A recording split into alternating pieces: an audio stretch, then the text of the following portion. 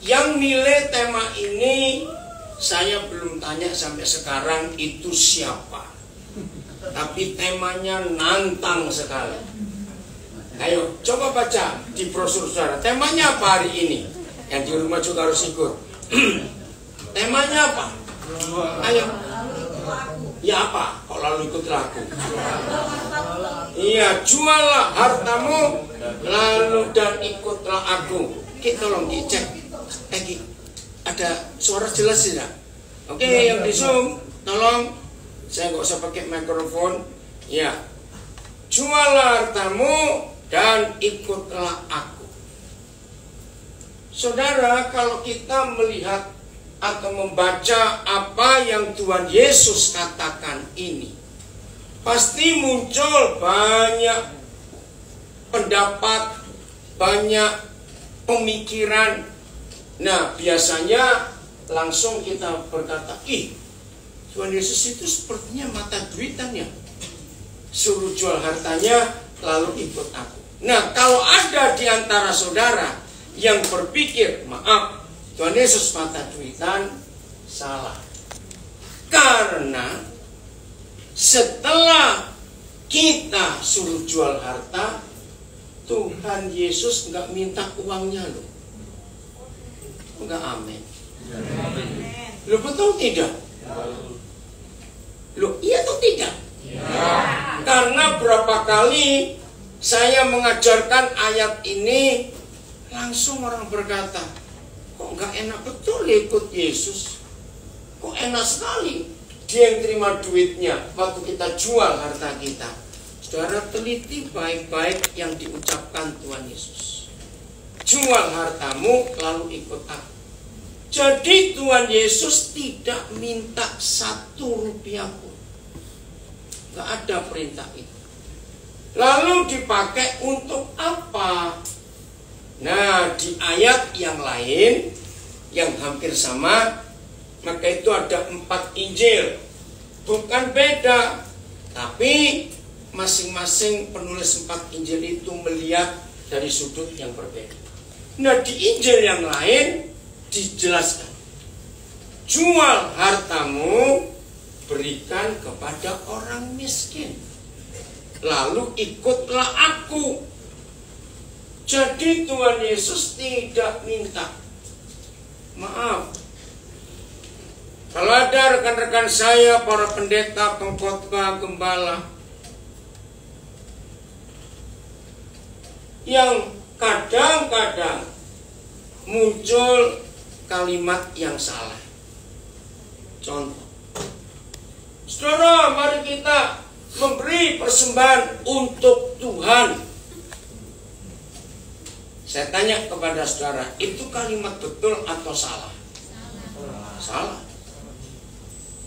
Yang perlu uang persembahan bukan Tuhan, tapi pekerjaannya. Tuhan tidak perlu apa-apa dari kita.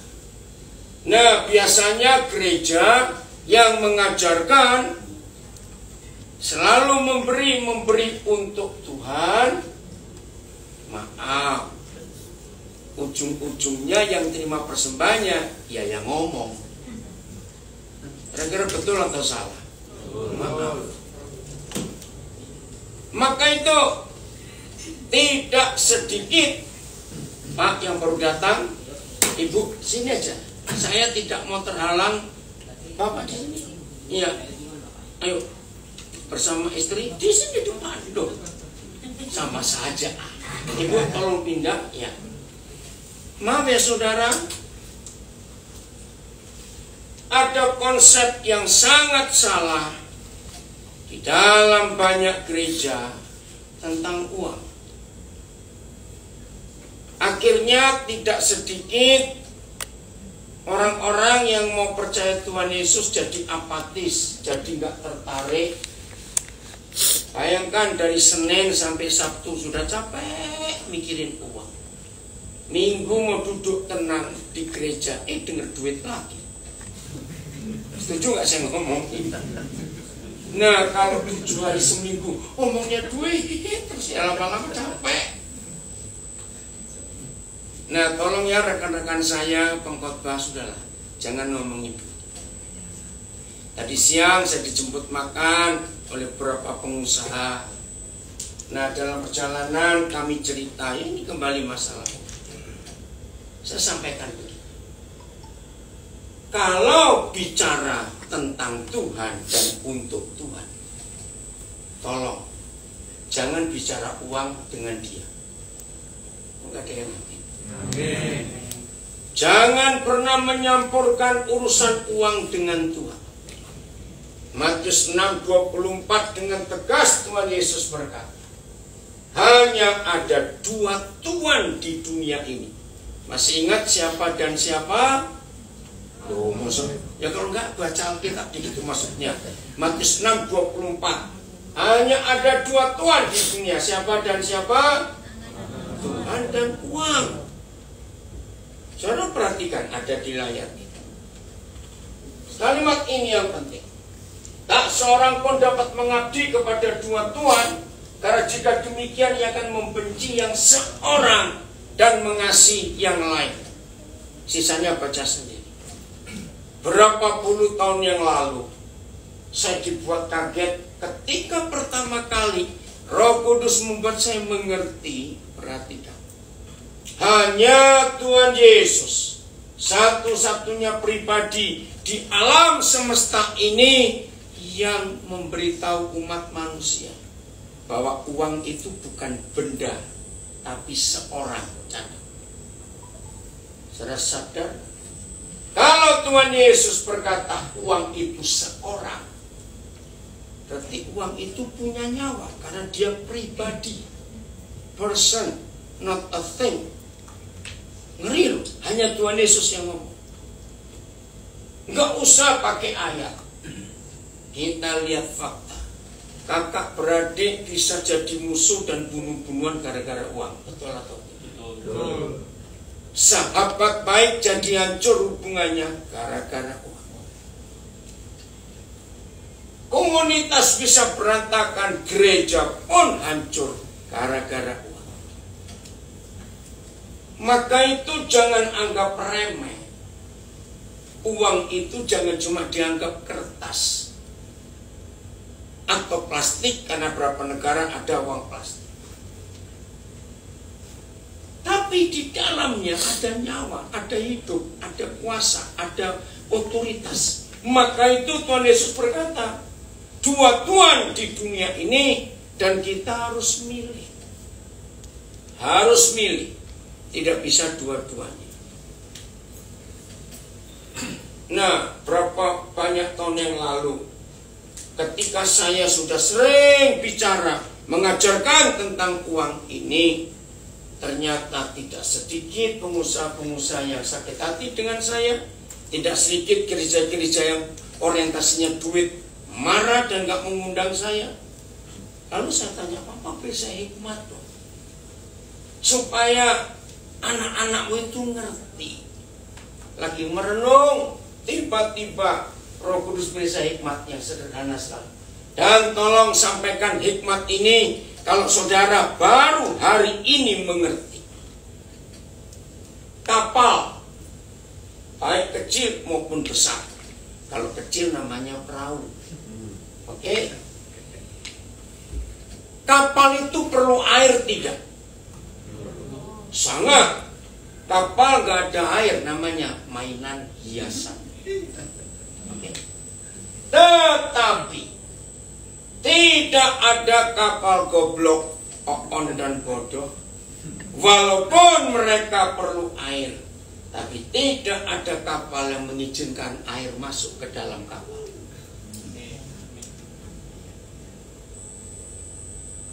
Maka itu dalam 1 Timotius 6 kita baca ayat yang ke-9 dan 10. Ada kata menenggelamkan. Nah, ayat itu yang menolong saya dapat ilustrasi ini.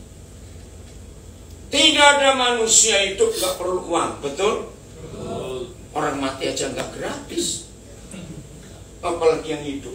Maaf, saya cuma tanya, di Palembang bubur orang mati paling murah berapa?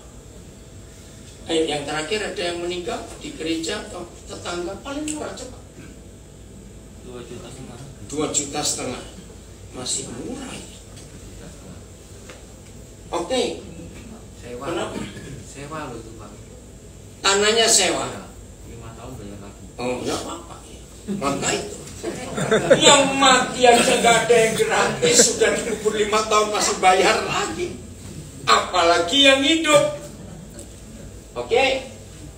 Tetapi mereka yang ingin apa? Kaya ngapain? Terjatuh ke dalam 1 pencobaan, 2 ke dalam jerat, 3 ke dalam berbagai-bagai nafsu yang hampa dan yang mencelakakan. Yang keempat, nah ini yang menenggelamkan manusia. Nggak main-main. Ke dalam apa dan apa? Baca. Ke dalam apa dan apa? Ke dalam keruntuhan dan kebinasaan. Nah, ayat ini yang menolong saya. Ilustrasi. Kapal sangat perlu air, tetapi kapal akan menjaga airnya jangan masuk. Betul? Kalau air masuk ke kapal, jadi tidak sedikit manusia hidup tenggelam karena uangnya masuk ke hatinya.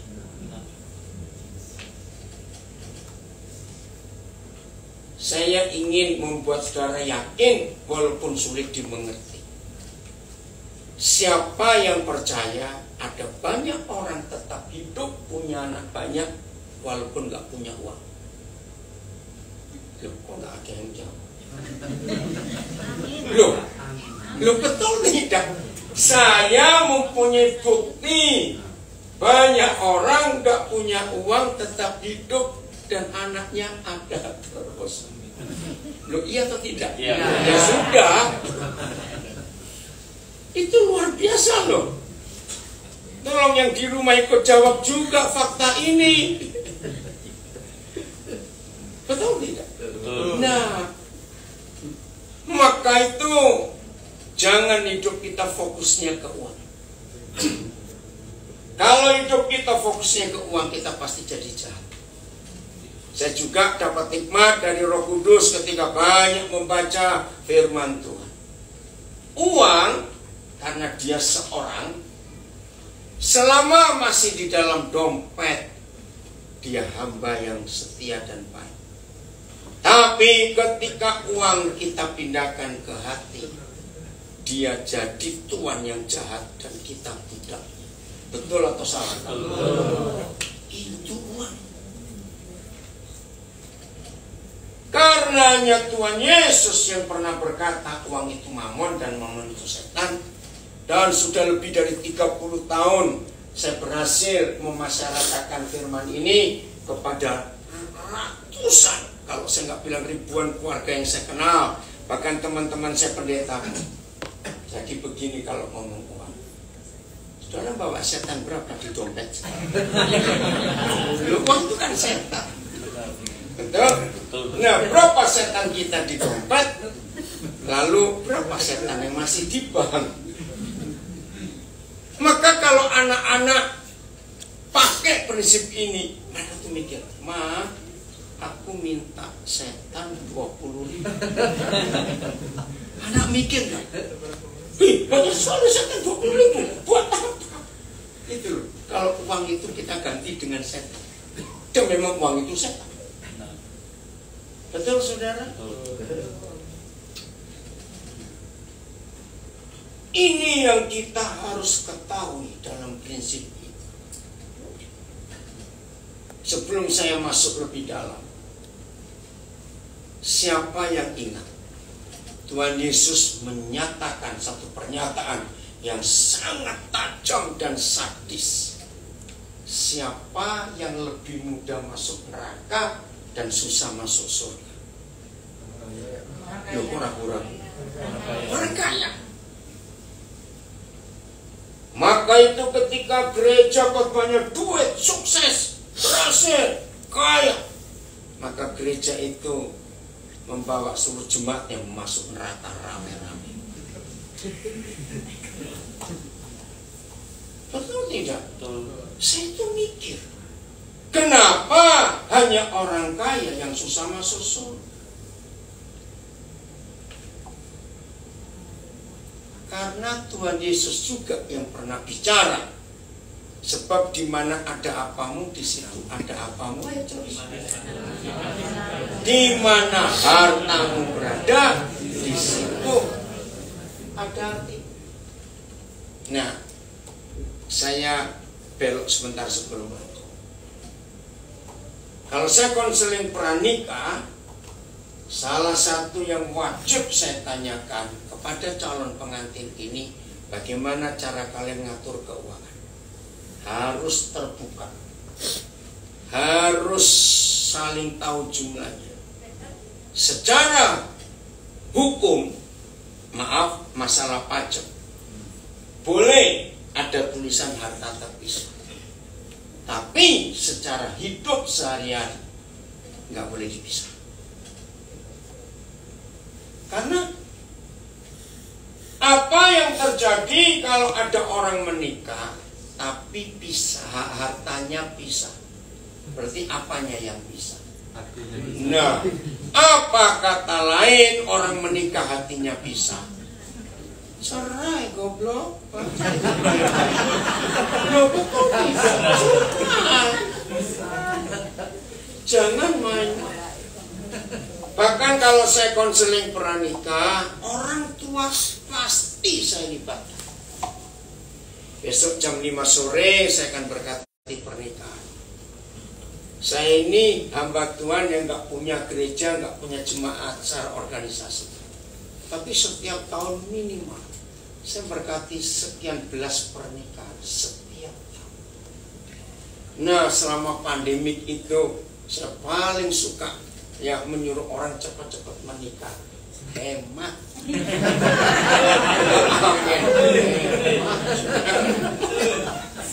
Iya toh.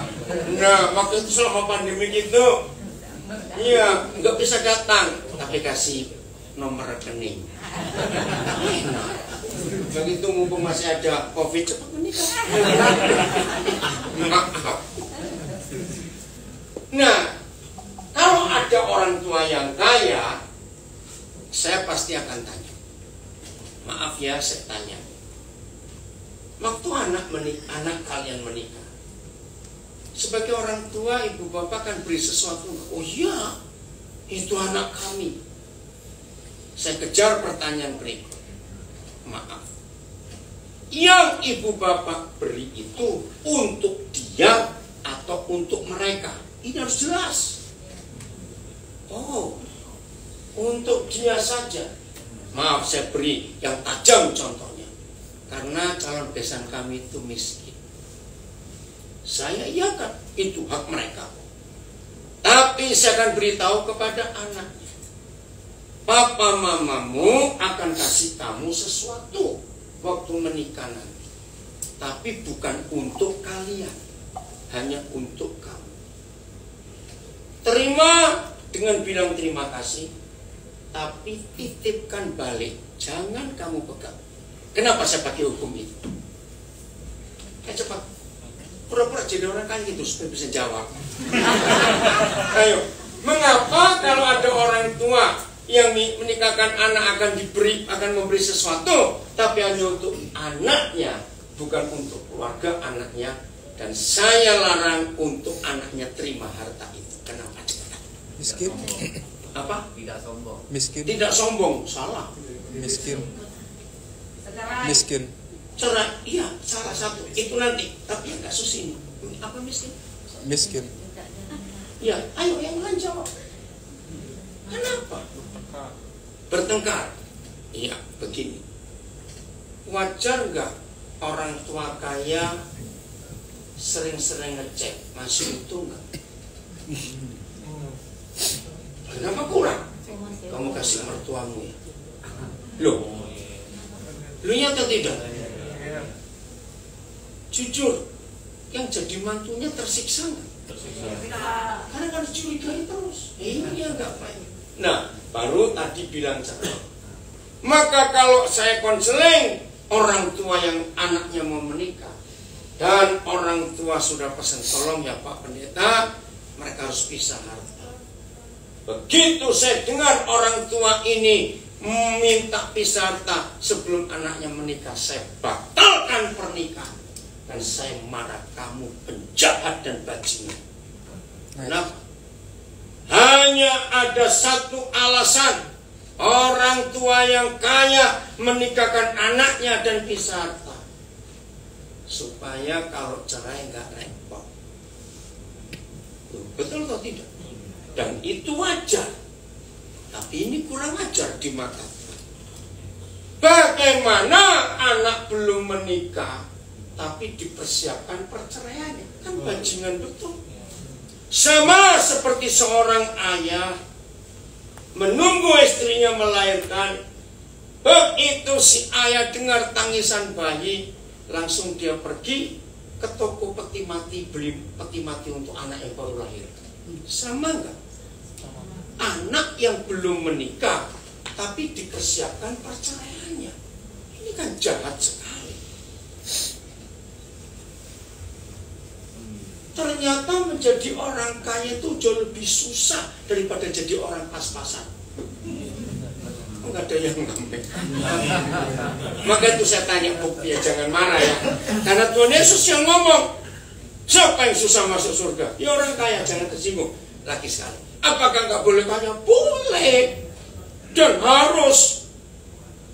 Tapi jangan kekayaan kita libatkan Tuhan. Saya punya 3 resep untuk kaya tapi tetap berdosa. Lo enak lah. Kalau saya tanya, mau nggak? Maka itu kita lihat fakta di dunia ini. Orang-orang keren. Memang. Dengerin dulu ya. Fakta di dunia ini. Negara yang kaya sekarang itu ateis loh. Lihat Tiongkok. Orang-orang yang kaya dan sukses secara materi di dunia, orang Kristen atau bukan? Rata-rata. Maaf. Jadi saya menemukan fakta. Ternyata hukum alam ini menyediakan fasilitas untuk orang jadi kaya tanpa Tuhan. Lo aminkan. Lo betul tidak? Banyak orang kaya tanpa Tuhan. Maka itu jangan bicara uang dengan Tuhan, nggak nyambung. Karena itu saingan Tuhan. Nah, saya menemukan 3 resep untuk kaya dan tetap berdosa. Duh, Pak. 1, catat cepat catat. Gratis, saya nggak minta uang kepada surga. 1, mendapat warisan mendadak. Lo kaya enggak? Kaya.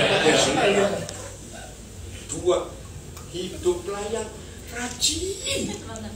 Rajin banget, betul. Kalau saudara punya toko di pasar, yang lain buka jam 4, saudara buka jam 2. Yang lain tutup jam 6 sore, saudara tutup jam 8. Percayalah, kaya tapi cepat mati ya. Begitu bagaimana? Percaya orang rajin bisa kaya tanpa Tuhan? Nah, yang ketiga penting, pelitlah. Amin. Ini 3 resep jadi kaya raya tanpa Tuhan. Maka itu sangat salah. Kalau ada pendeta-pendeta khotbah rajin beri perpuluhan, nanti seorang kaya. Saya mau tampar pendeta kurang ajar. Jangan menyuap Tuhan. Ada 2 ayat yang saya mau berikan kepada saudara. Dan pendeta-pendeta yang mata duitan gak akan berani khotbah 2 ayat. 1 Timotius 6 ayat 5. Lihat di sini ada berapa terjemahan. Terima kasih Filipus. Ini anak saya ya. Ini siapa ya? Timotius. Oh Timotius, sana Timotius. Tim ada kamu. Baca ya. Percekcokan antara orang-orang yang tidak lagi berpikiran sehat dan yang kehilangan kebenaran, yang mengira ibadah itu adalah suatu sumber keuntungan. Nah, ini ayatnya Gunung Kawi. dan tuyul. Betul tidak? Jadi kalau mau kaya nggak usah lewat ibadah. Ayat serta terus-menerus membuat perselisihan. Ini di gereja, sini di gereja. Serta terus-menerus membuat perselisihan di antara orang-orang yang pikirannya telah rusak dan menolak kebenaran, yang mengira, baca terus, bahwa kesalehan adalah cara untuk mendapat Tuhan. Jahat sekali. Kalau mengkhotbahkan rajin ibadah, pasti kaya. Salah. TSI-nya Timotius langsung. Oh, nggak ada TSI. Oh, ada ya. Ini terjemahan sederhana Indonesia. Oh ya, saudara, di aplikasi, cari aplikasi Sabda. Itu ada berapa terjemahan, tapi nggak bisa di handphone. Bisa nggak di handphone? Bisa, tapi nggak lengkap. Ya, bisa di laptop. Lihat TSI. Orang-orang semacam itu selalu menimbulkan pertengkaran tentang hal-hal yang tidak penting. Pikiran mereka sudah menjadi kacau, sehingga mereka tidak mampu lagi ngapain? Membedakan yang salah dan yang benar. Dan mereka berpikir bahwa menuruti beberapa peraturan agama tertentu adalah kunci supaya Tuhan memberkati mereka dengan kekayaan. Lihat kalimat terakhir yang kenceng baca. Menjauhlah dari orang-orang seperti mereka. Itu yang saya katakan. Senin sampai Sabtu sudah capek mikir duit, Minggu duit lagi. Ayat kedua, Roma 11 ayat 35. Ngeri. Lihat, Roma 11 ayat 35. Tuhan, kami mau bertobat hari ini. Ya. Atau baca 1, 2, 3. Atau padanya sehingga Tuhan harus menantikannya. Ini kurang ajar betul. Kalau di gereja hanya ngomong duit, beri saudara, nanti saudara diberi 30 kali lipat, 6 kali lipat, 100 kali lipat. Dasmu kono, yang nggak ngerti nggak usah tahu. Enak saja. Jadi di dalam urusan dengan Tuhan, jangan bicara uang, pisahkan. Bahkan saya mengajar, yang disebut berkat Tuhan adalah segala sesuatu yang nggak bisa dibeli dengan uang. Amin. Kalau sesuatu itu bisa dibeli dengan uang, itu bukan berkat Tuhan, itu hukum alam. Bedakan. Maka itu ada tulisan bagus, saya tidak tahu siapa nulis ini, sudah berapa puluh tahun yang lalu tulisan itu. Dari bahasa Inggris, what money can buy. Apa yang bisa dibeli dengan uang? Uang bisa beli tempat tidur yang mahal, tapi uang tidak bisa beli tidur yang nyenyak. Betul? Uang bisa beli suplemen vitamin, ya, penjernih air yang puluhan juta, tapi uang tidak bisa memberi kesehatan. Betul? Uang bisa beli buku-buku yang mahal, tapi uang tidak bisa beli intelektual dan kepandaian. Uang bisa beli alat-alat hiburan yang ratusan juta miliar, tapi uang tidak bisa beli kebahagiaan dan sukacita. Belum betul atau tidak? Dan seterusnya. Maka itu mulai hari ini, yang baru pertama kali mendengar firman ini, jangan bicara tentang Tuhan dan digabung dengan uang. Dia gak suka. Orang pelit jangan pelihara kucing. Kenapa?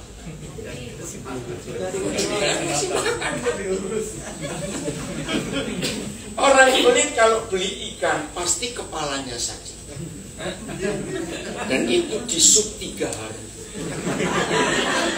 Dimakan kuahnya. Hari keempat baru tetelannya. Maka itu kucingnya nggak kebagi. Maaf.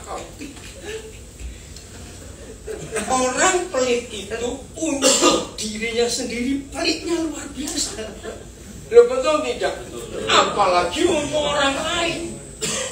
Saya punya ilustrasi tentang orang pelit. Saya nggak pengen buat saya. Maaf. Biasanya yang pelit itu orang kaya atau orang miskin? Maaf, saya cuma tanya. Lah itu dia. Aneh loh. Justru makin kaya seseorang makin pelit. Karena orang kaya itu kan mempertahankan angka. Lo betul tidak?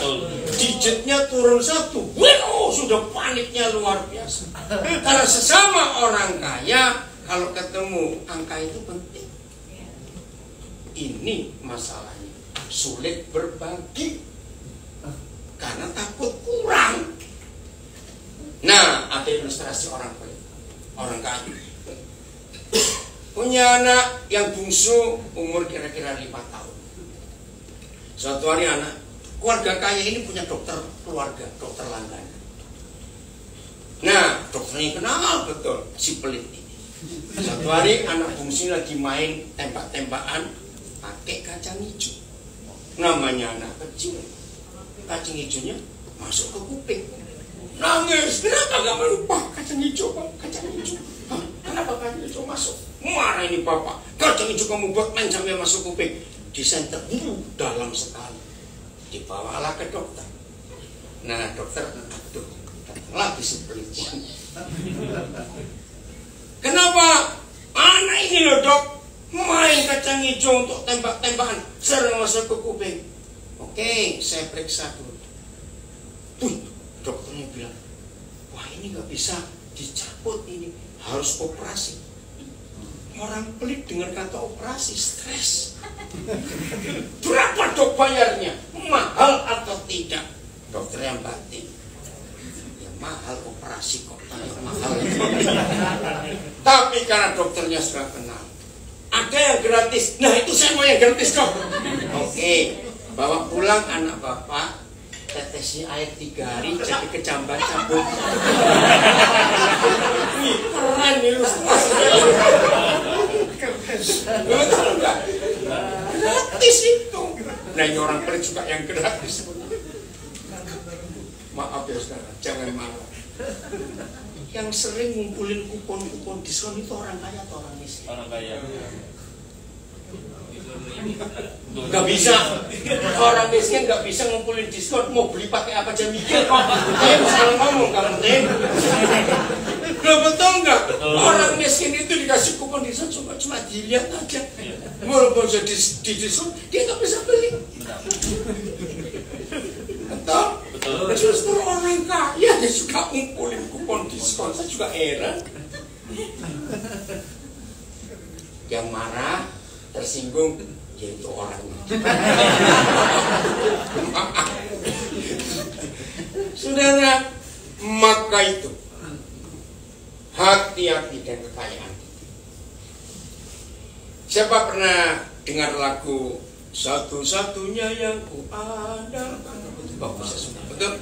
Satu-satunya yang ku percaya. Saya pesan ya, kalau lagi duitnya banyak, jangan nyanyi lagu. Loh kenapa? Jangan cuma tertawa. Ayo, kalau duit lagi banyak, jangan nyanyi lagu itu. Kalau orang duitnya banyak nyanyi lagu itu, lalu semua malaikat di surga serentak berkata, "Red." Loh kenapa malaikatnya berkata, "Red"? Karena kalau duit lagi banyak, nggak bisa mengandalkan Tuhan yang satu-satunya itu. Loh betul-betul. Seru ya, seru betul. Kalau bicara pohon ini seru, saudara. Nah, saya beri contoh. Satu hari datang ke sebuah praktek dokter 2 orang yang nggak saling kenal. Satu miskin, yang satu kaya. Ketika dokter mendengar keluhan mereka, maka dokter berkata, wah ini perlu biopsi. Hei, mendengar kata biopsi, kira-kira apa ini? Kanker. Ya udah. 5 hari kemudian saudara berdua balik. Ternyata hasil biopsi mereka 2 kanker stadium akhir. Dokter berkata dengan berat hati, saya harus menyatakan saudara berdua terlambat kanker stadium akhir. Pertanyaannya, ini yang penting. Siapa yang langsung berkata, oh Tuhan tolong saya? Itu yang mana? Orang kaya. Orang kaya. Yang kaya. Yang kaya Singapura, Pineng. Ya maaf, lo betul tidak? Yang miskin yang menjerit, oh Tuhan, nggak bisa berobat. Loh, serius gak? Loh, jangan tersinggung. Apakah berobat ke Singapura, ke Pineng salah? Tidak. Yang kita bicarakan, yang berharap Tuhan itu yang mana? Ini masalah. Orang yang duitnya banyak, maaf, nggak perlu berharap Tuhan. Uangnya jadi andalan. Lagi sekali, apakah itu dosa? Tidak. Oh, itu duit-duitnya sendiri kok. Setuju? Kalau uang lagi banyak, jangan nyanyi lagu itu. Hati kita jadi nggak tulus. Serius. Maaf, saya tanya lagi. Jangan marah. Orang yang matinya cepat, itu orang kaya. Orang yang matinya cepat, itu orang kaya atau orang miskin?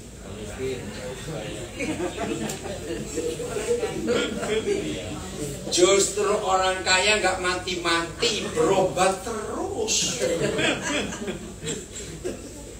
Yang miskin itu cepat mati, BPJS saja nggak punya.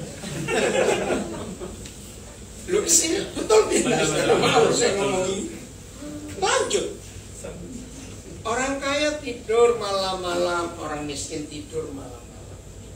Dan dua-dua mendengar ada kunci kletek dibuka. Yang tetap tidur siapa, yang bangun siapa? Ini cuma tanya. Orang miskin. Ayo, cepetan. Orang miskin tidur, orang kaya bangun. Kaya Pak. Ya udah, ngerti sendiri pokok. Saudara, maka itu firman Tuhan itu luar biasa. Lagi sekali, mulai hari ini pisahkan bicara tentang Tuhan. Jangan dicampur dengan bicara tentang uang. Maaf, enggak nyambung. Saya selalu berkata kepada banyak teman pendeta, orang-orang yang sibuk pelayanan, tolong ya, kalau tentang pelayanan, jangan libatkan uang, nggak ada hubungan. Artinya begini loh, maaf, tidak sedikit gereja kalau perlu alat musik, perlu apa, datang ke toko pengusaha Kristen. Ini untuk pelayanan. Pernah dengar kalimat itu? Artinya Minta sumbangan. minta diskon. Ini salah besar. Bicara materi dan uang, jangan nyebut Tuhan dan jangan nyebut pelayanan. Salah besar. Uang itu uang, Tuhan itu Tuhan. Jadi kita tidak bisa berharap kalau kita beribadah itu bisa jadi kaya. Salah. Salah. 2 ayat tadi kita sudah baca bersama-sama. Maka itu kita harus tahu konsep ini. Setuju? Setuju. Ya harus untuk firman Tuhan, harus setuju gimana? Saudara, yang penting hati kita mau bagaimana dalam hidup. Kita lanjut.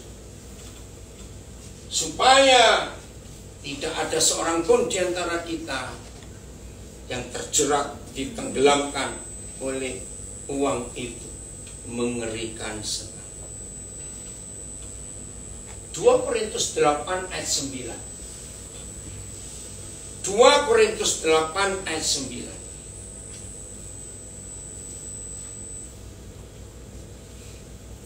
Karena kamu telah apa? Mengenal kasih karunia. Ya, kamu telah mengenal kasih karunia Tuhan kita Yesus Kristus, bahwa Ia yang oleh karena kita, karena saya menjadi apa? Miskin. Sekalipun Ia kaya, supaya kita menjadi kaya karena kemiskinannya. Nah, ayat ini luar biasa. Kalau begitu, Tuhan Yesus pernah kaya dan pernah miskin nggak? Lu jawab lah. Pernah.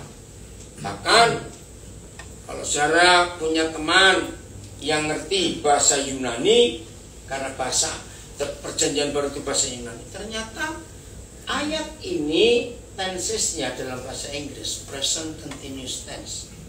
Artinya sebuah kejadian yang terus berulang. Sampai kapan berhenti? Tuhan Yesus enggak kaya, enggak miskin kaya, kaya miskin enggak, tapi kaya terus. Sampai kapan? Nah, ini rahasia luar biasa.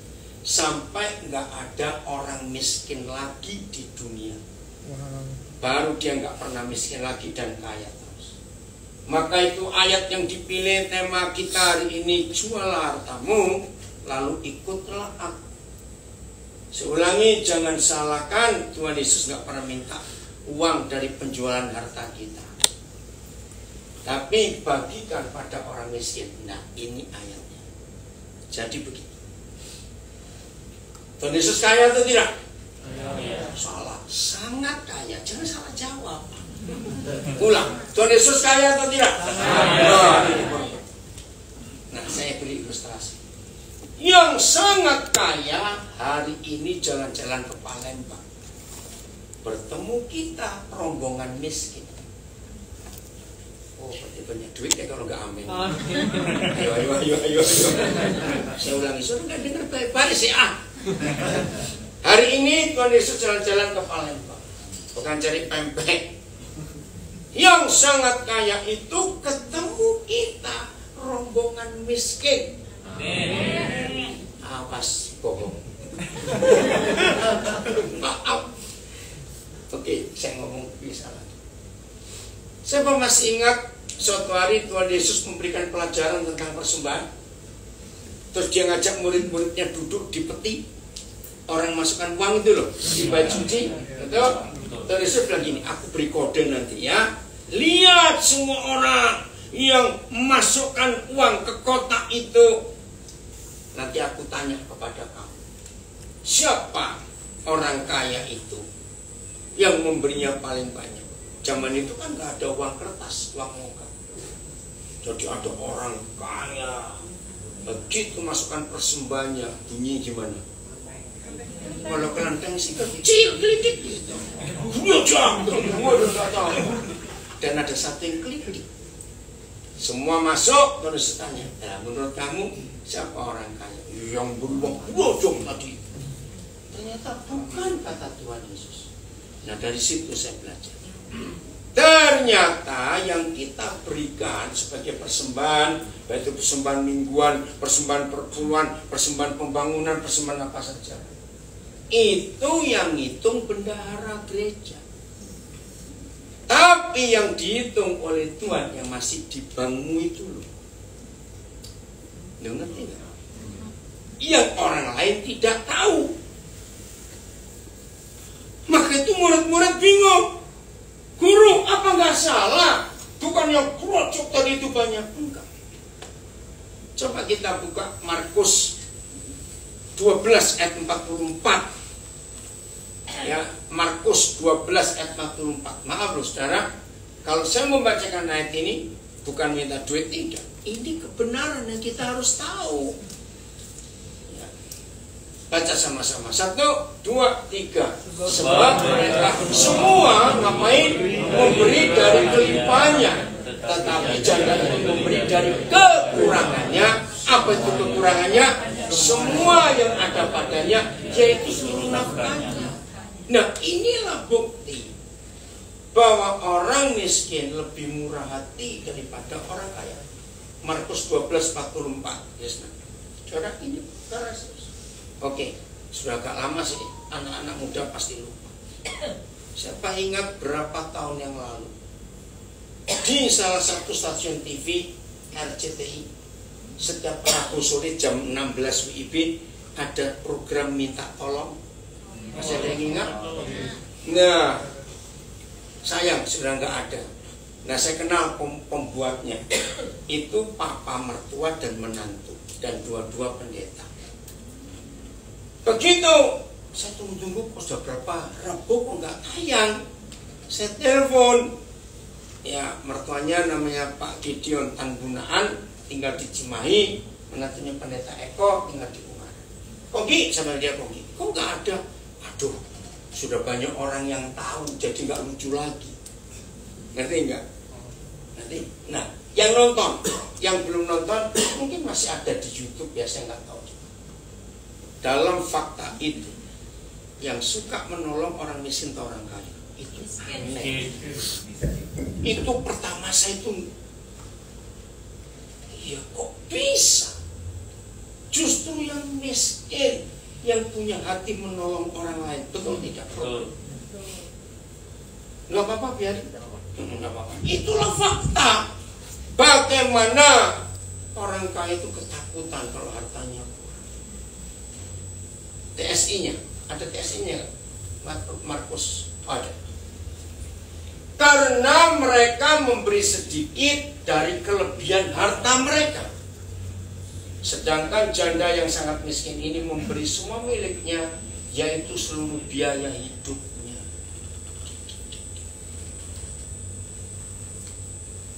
Oke, kembali ke 2 Korintus 8 ayat 9. Jadi setelah Tuhan Yesus jalan-jalan ke Palembang dan berjumpa dengan kita, rombongan miskin yang pertama, jatuh belas kasihannya.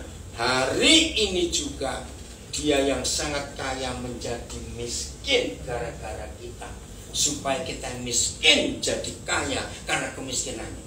Artinya, jangan amen dulu, selesai. Ini loh banyak gereja salah, mendengar kaya diberkati amen duluan. Kalau dengar ayat lain susah amen, awas kamu. Maaf. Kita amen hanya cari yang enak saja. Apa artinya yang sangat kaya langsung menjadi miskin, bertemu yang sangat miskin? Itu artinya bagaimana cara memberi? Loh, bisa nggak tahu? Semuanya dikasih. Semua. Memberi sampai miskin itu artinya untuk dia sendiri sudah nggak ada lagi. Amin. Yang amin cuma satu. Yang lain aman.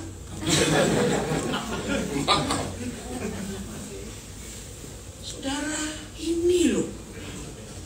Tuhan memang tidak sekejam itu, tapi dia ingin tahu sikap hati.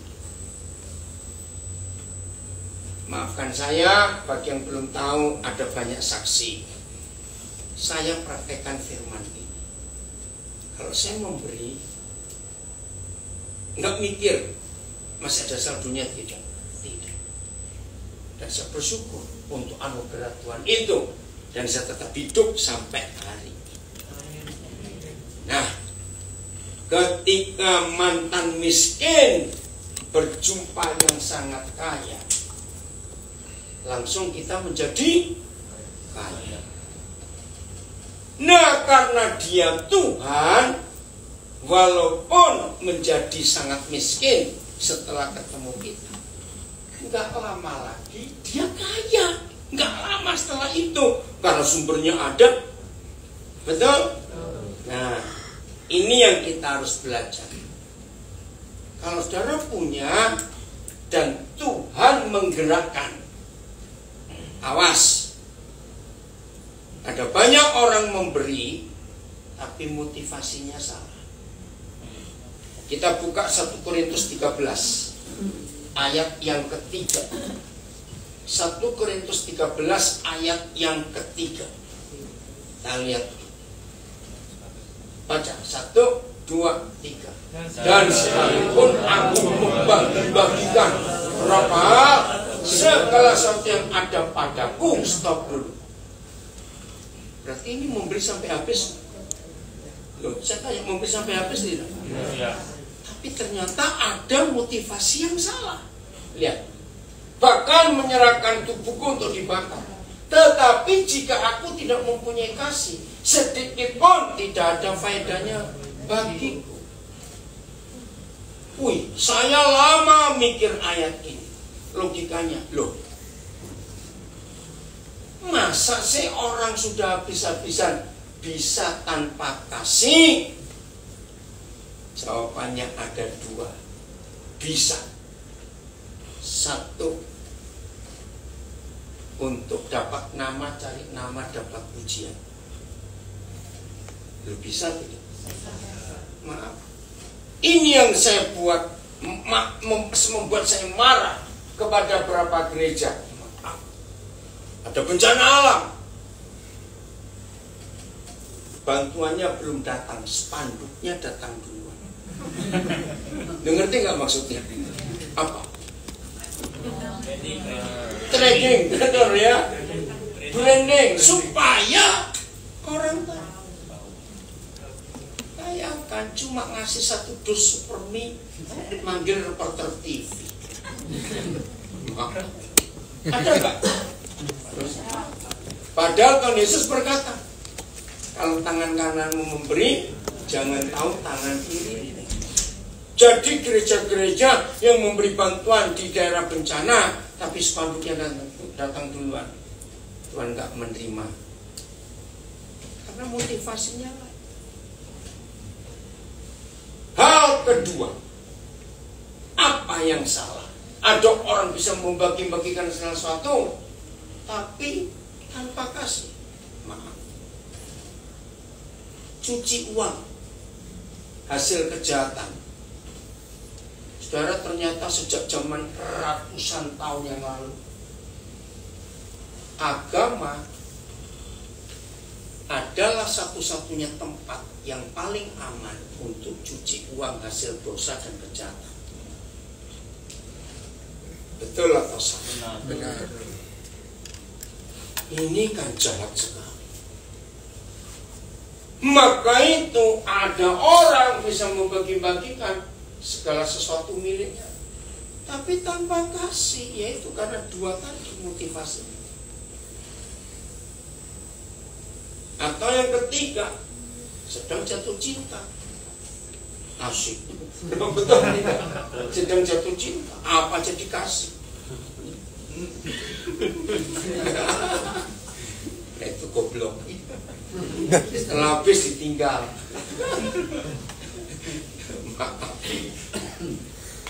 Jadi tidak asal berbagi dan memberi, motivasi kita menentukan.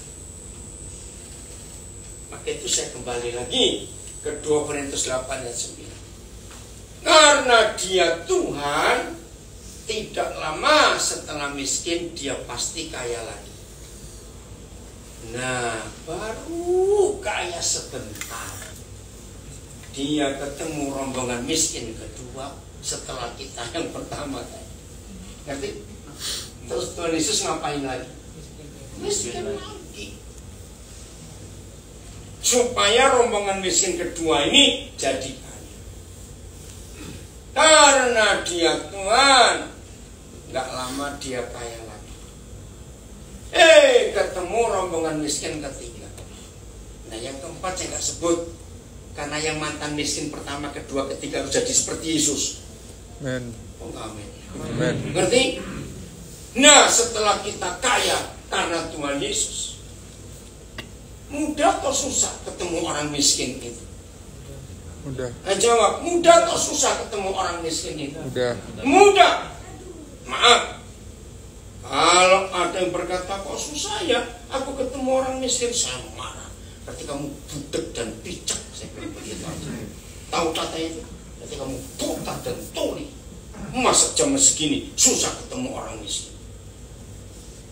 Nah, maksud Tuhan Yesus, setelah kita para mantan miskin jadi kaya karena dia yang kaya menjadi miskin gara-gara kita. Kalau kita ketemu orang yang miskin, ayo kita berbagi sampai Kaya. sampai miskin, sampai kaya. Ayo kita berbagi sampai miskin. Jangan takut, karena kita tetap bersatu dengan Tuhan. Enggak lama pasti kaya. Nah ini amin lagi, kau dengar kaya lagi. Baru kaya sebentar, ketemu rombongan miskin lagi. Maka kita harus 2 Korintus 8 ayat 9, kalau gereja kerjakan, maka kemiskinan akan selesai di muka bumi. Amin. Tepuk tangan. Kemiskinan akan selesai di muka bumi ini. Ini hukum kasih yang luar biasa. Maka itu tema kita malam ini. Pergilah, jualah hartamu dan ikutlah aku. Tapi di Injil yang lain bagikan pada orang miskin. Ternyata orang miskin itu nggak hanya orang yang nggak punya uang. Maaf, saya berikan bukti. Ada nggak orang kaya duit tapi miskin ngantuk? Belum ngerti nggak maksud? Apa itu? Nggak bisa tidur tapi kaya. Ada nggak orang kaya duit tapi miskin sehat? Artinya sakit-sakit. Ada nggak orang kaya duit tapi miskin bahagia? Pagi-pagi bangun sudah cemberut terus, sepanjang hari cemberut terus. Ada uangnya banyak. Nah, maka kita pun harus berbagi kesehatan, betul? Bagi kebahagiaan, bagikan damai sejahtera kepada orang-orang yang miskin halal itu. Dan semuanya itu ada dari Tuhan Yesus Kristus. Amin. Bagikan. Itu perintahnya. Maka kalau kita hidup seperti itu, luar biasa hidup kita. Matius 4 ayat 2 dan 3. Saya akan gabungkan ini dengan doa Bapa kami. Matius 4 ayat 2 dan 3. Dan setelah ngapain? Berpuasa baca 40 hari dan 40 malam, akhirnya Laparlah Yesus. Jadi Tuhan Yesus pun bisa lapar dan haus. Ayat 3 ada apa? Setelah Yesus lapar lalu nah stop. Saudara, Mei 98 pas kerusuhan Jakarta 14 Mei itu, saya mendapat rahasia pewahyuan ayat ini. Ternyata si pencoba, si penggoda, setan dan semua begundalnya itu hanya selalu bekerja kalau ada orang lapar. Catat. Bayangkan, yang lapar saja Tuhan Yesus mereka berani datang. Apalagi yang lapar model kita begini, setannya tambah banyak itu. Serius.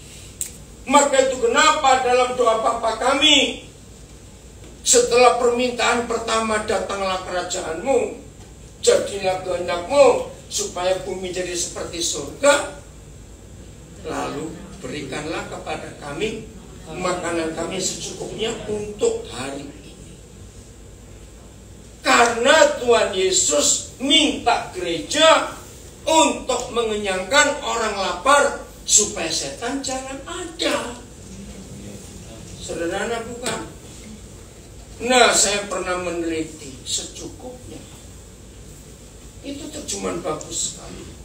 Arti secukupnya itu apa? Kata lain. Pas. Tapi Tuhan gak jawab doa kita yang secukupnya. Dia beri lebih. Betul? Betul? Awas salah. Kenapa minta secukupnya diberi lebih? Nah, ada seorang hamba Tuhan, ayahnya Pak Eki, anak saya Eki, Pak Eliezer itu, dia pernah ngajar ini berapa banyak tahun yang lalu.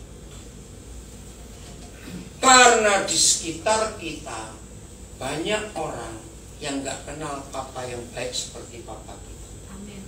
Dan Tuhan titip lebihnya itu untuk mereka.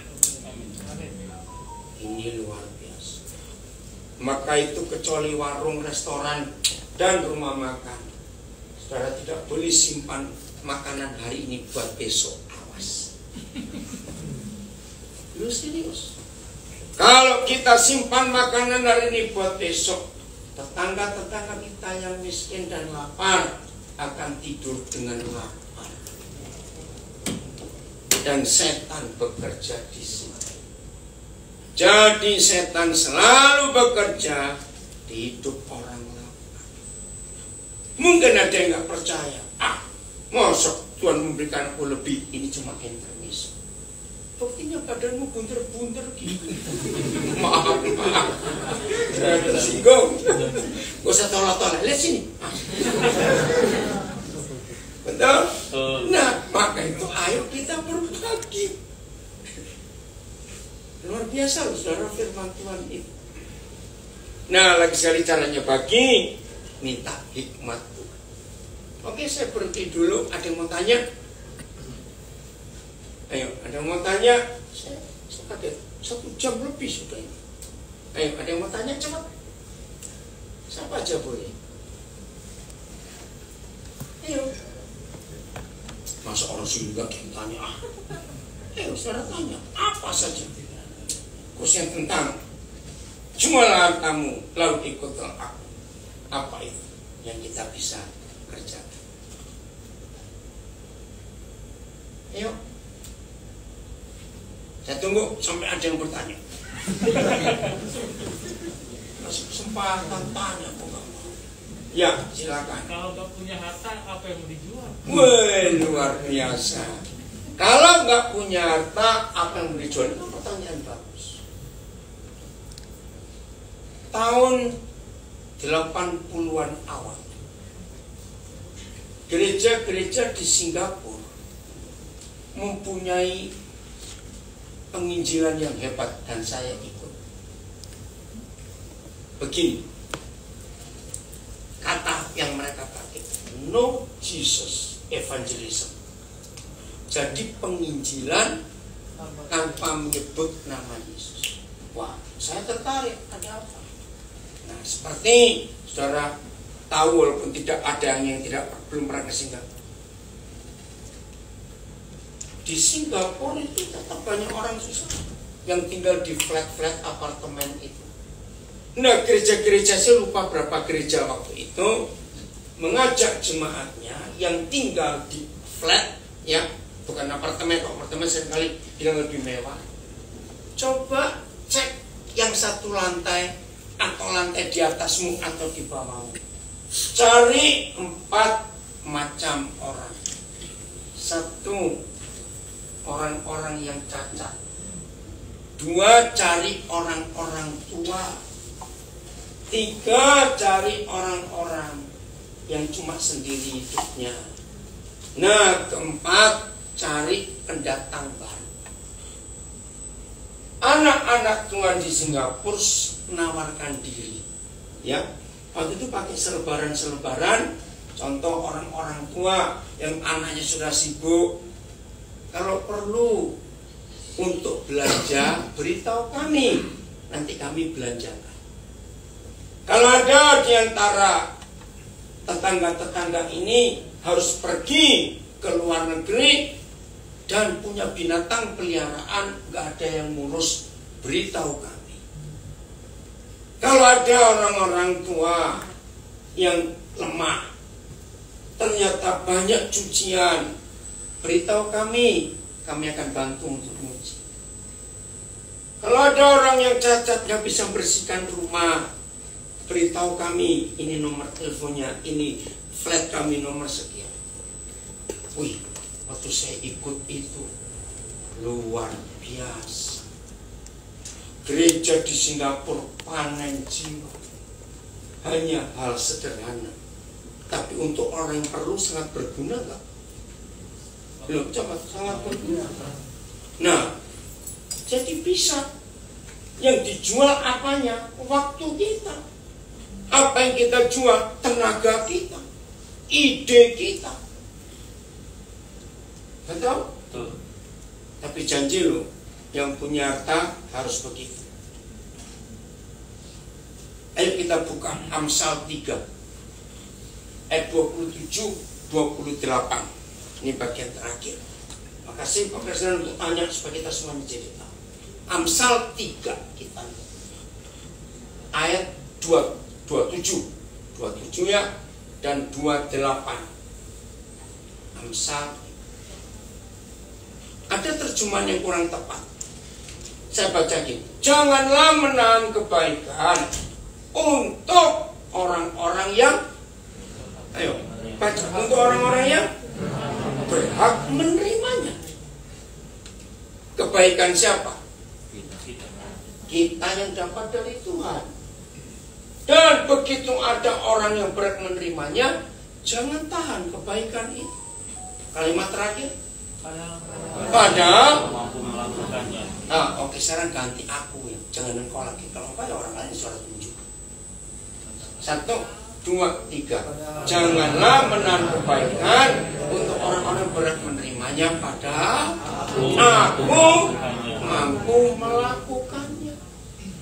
Ayat 28. Janganlah aku berkata kepada sesamaku, pergilah dan kembalilah, besok akan kuberi. Sedangkan yang dia minta ada pada kita.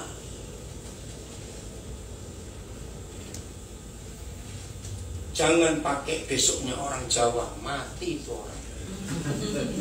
Ngerti gak? Saudara, ini firman luar biasa. Oke, saya akan akhiri Lukas 11. Jadi kalau kita punya, pakai Amsal 3 ayat 27-28. Tapi kalau kita sedang tidak punya, sesuai pertanyaan tadi, apa yang mau dijual? Lukas 11 ayat 9. Ayo jujur, banyak yang hafal Lukas 11 ayat 9. Betul tidak? Karena ayat ini enak. Baca 1, 2, 3. Oleh karena itu aku berkata kepadamu, minta maka carilah kamu akan mendapatkan, ketoklah maka pintu akan terbuka. Sering gak kita dengar khotbah ini? Saya juga sangat sering. Bahkan jangan ditiru, ini kelakuan jahat. Saya pernah ngancam Tuhan dan marah dengan ayat ini. Karena saya 3 bulan berdoa untuk sesuatu yang saya perlukan buat pelayanan, enggak dijawab. Maaf ya, itu saya jangan diikuti. Saya buka Alkitab saya di Lukas 11 ayat 9, saya tunjuk, Tuhan baca janjimu ini. Kurang ajar. Dan ketika Tuhan tahu saya marah, di situ jawabannya halus. Ternyata 3 kata yang pertama kita sering lupa. Ayo baca.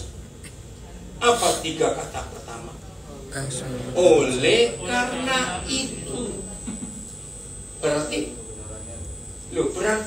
ada apa kalau oleh karena itu? Sebabnya. Jadi saudara dan saya nggak boleh asal minta, asal cari, asal ketok. Cari oleh karena apa? Baru kita dapat janji. Tim, untuk ini satu terjemahan aja, ayat 5. Oleh karena apa? Mulai ayat 5, dengan cepat saya baca karena waktu. Oh nggak apa-apa, sudah makan semua. Langsung satu terjemahan, tim. Satu terjemahan. Nggak usah paralel. Ya, yang mana? Nggak, ayat 5. Oh, oke, apa-apa. Mau. Lalu kata Yesus kepada mereka. Merekanya siapa? Kita. Apa katanya? Jika seorang di antara kamu pada tengah malam pergi ke rumah seorang sahabatnya dan berkata kepadanya, saudara, pinjamkanlah kepadaku 3 roti. Nah, ini yang saya temukan. Apa bedanya pinjam dan minta? Kalau pinjam jangan dikembalikan. Ternyata semua yang kita terima dari dia itu pinjam, bukan diberi. Jangan lupa. Terus yang kedua, kenapa 3 roti? Ganjil betul, nggak 10. Cukup. Ayat 6. 3 roti untuk roh, jiwa, dan tubuh. Itu ayat 6. Sebab, nah, kenapa kita tengah malam ke rumah sahabat kita yang punya pabrik roti untuk pinjam? Sebab, baca, seorang sahabatku yang sedang berada dalam perjalanan singgah ke rumahku dan aku tidak mempunyai apa-apa untuk didatangkan kepada. Nah, saya beri contoh kita.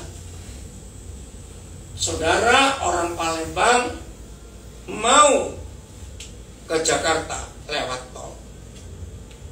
Ternyata sampai di Lampung, Tanjung Karang atau Karang, pokoknya gitu, atau metro tersebut. Tiba-tiba rombongan saudara bawa itu kelaparan. Dan kebetulan malam itu nggak ada warung, nggak ada toko, nggak ada Indomaret yang buka, nggak ada. Bingung. Tapi saudara ingat, di metro ada sahabat. Ayo mampir. Ketok rumah sahabat saudara. Ya, apes juga. Di rumahnya nggak ada makanan. Tapi sahabat kita bilang, kamu tunggu. Aku ke rumah sahabatku yang punya pabrik roti. Jadi yang ke rumah pabrik roti siapa? Kita. Betul? Untuk sahabat kita. Jadi kalau nggak punya, bisa ada cara lain. Dengar. Tapi masalah muncul ayat 7. Masalahnya begini. Masakan ia yang ada di dalam rumah itu akan menjawab, jangan mengganggu aku.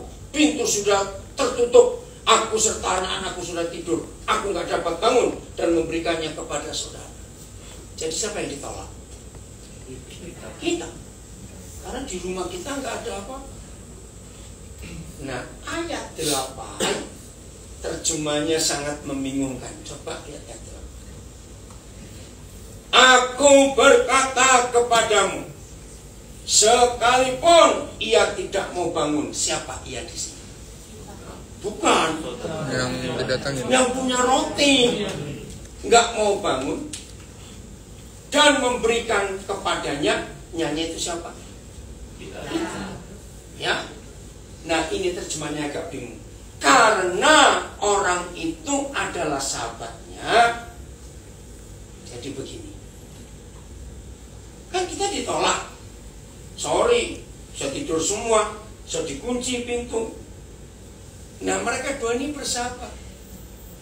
Nah, saudara yang ketok rumah sahabat yang punya roti itu, dua bleknya luar biasa. Dari mana tahu dablek? Ada kata karena sikapnya yang tidak malu itu.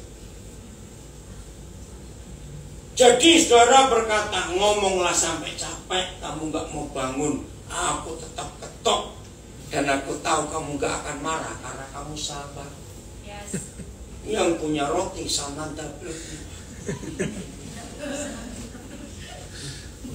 Ketoklah sampai capek, aku gak mau bangun karena aku tahu kamu gak akan marah karena kamu sabar. Ini rahasia. Akhirnya kalah siapa? Yang tetap. Yang penjualan. Yang punya Yang punya roti. roti. Karena kita tidak tahu malu. Catat. Akhirnya bangun tidak? Ia akan bangun juga dan memberikan kepadanya. Lagi sering nyanyi itu siapa? Kita. Apa yang diperlukannya? Ini saya bertobat. Baru oleh karena itu mintalah, carilah, ketoklah tanpa malu untuk orang lain, bukan untuk keperluan kita dan keluarga kita. Loh, betul? Betul. Jujur, sampai hari ini saya tahu masih banyak pengkhotbah yang tidak teliti membaca kisah ini. Justru saudara dan saya harus tahu malu kalau kita minta untuk diri kita sendiri. Saya balik lagi. Kalau saudara punya, jangan ketok rumah sahabat kita. Siapa sahabat kita yang punya roti? Yesus Kristus Tuhan, orang Bethlehem, rumah roti. Ini artinya jual hartamu, bagikan pada orang miskin, lalu ikut aku. Maka kalau ini kita kerjakan, selesai masalah dunia. Setan balik ke neraka semua, karena gak ada yang bisa mereka ganggu lagi. Karena semua kenyang. Amin.